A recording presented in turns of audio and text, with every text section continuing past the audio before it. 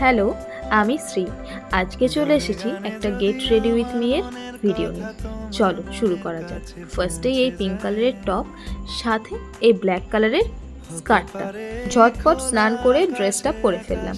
এবার ভেজা চুলে তো বাইরে যাওয়া যায় না, তার জন্য চুলটা একটু ড্রায়ার দিয়ে শুকিয়ে নিলাম। ড্রায়ারটা ছিল আমার আগের ইয়ারের বার্থডে গিফট। তারপর একটু সিরাম দিয়ে চুলটাকে হালকা সেট করে নিলাম। এরপর হালকা মেকআপ, ওটা তো ম্যান্ডেটরি বাইরে বেরোনোর আগে।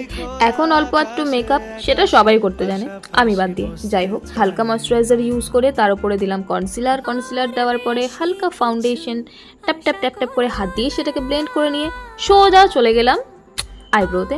দেন ব্লাশার, এটা তো দিতেই হয়, এটা দেওয়ার জন্য তার অন্য কেউ নেই। সাথে অল্প একটু লিপস্টিক আর হালকা লাইনার, ব্যাস। সাথে অ্যাড করলাম একটা ছোট্ট কালো টিপ। পুরো লুকটাই চেঞ্জ হয়ে গেল না?